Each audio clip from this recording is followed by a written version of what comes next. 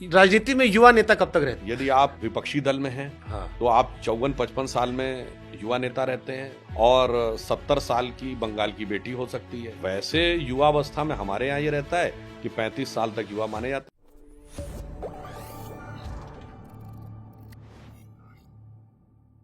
राजनीति में युवा नेता कब तक रहते हैं?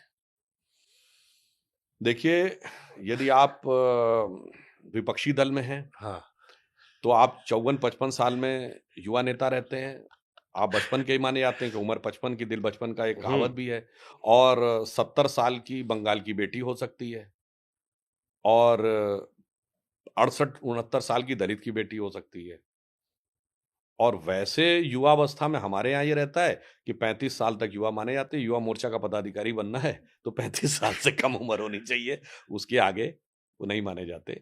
मगर विपक्ष में ही अपनी सुविधा के अनुसार तय होता है ठीक है। कि कौन युवा है और कौन नहीं युवा है। मगर मैं यहाँ पर बात कहूं, सोच युवा होनी चाहिए, जैसे प्रधानमंत्री मोदी जी हैं।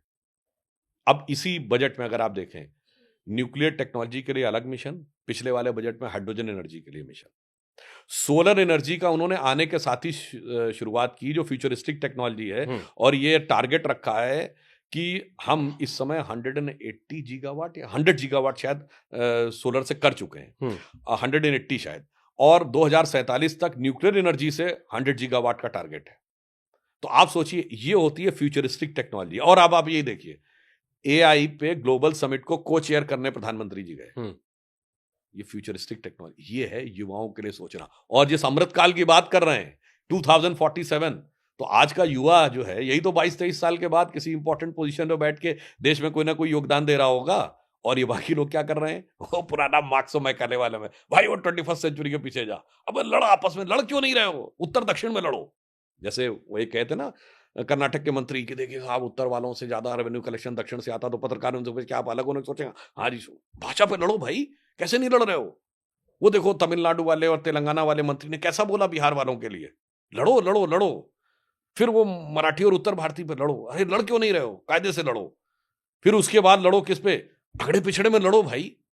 फिर उसके बाद लड़ो सामान्य वर्ग और दलित के बीच में लड़ो। और फिर इतना ही मत लड़ो, ऐसे ऐसे वातावरण बनाया है, बच्चों का दिमाग ऐसा बनाया जा रहा है धीरे धीरे कि हर बात के ऊपर लड़ जाओ, अपने माँ बाप से लड़ जाओ, भाई बहनों से लड़ जाओ, फटाफट कोर्ट में चले जाओ लड़ने के लिए।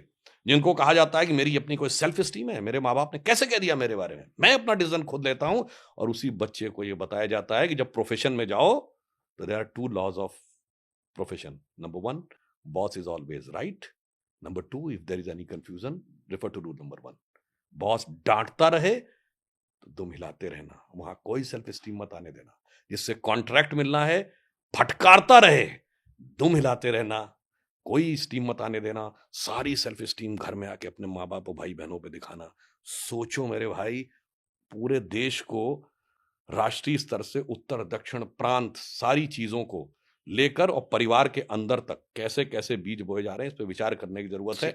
इसीलिए मैं लास्ट में कहूंगा, महाकुंभ के लिए प्रधानमंत्री ने क्या बोला, महाकुंभ का ये संदेश, एक रहेगा भारत देश, गंगा की अविरल धारा, न बटे समाज हमारा। तो हमारा लक्ष्य क्या है, एक्सटेंडेड वर्जन ऑफ एक रहेंगे तो सेफ रहेंगे। हमारा वर्जन क्या है, जाति प्रांत और वर्ग भेद के भ्रम को दूर भगाता है, सबके मन का भाव एक है, सबकी भारत माता।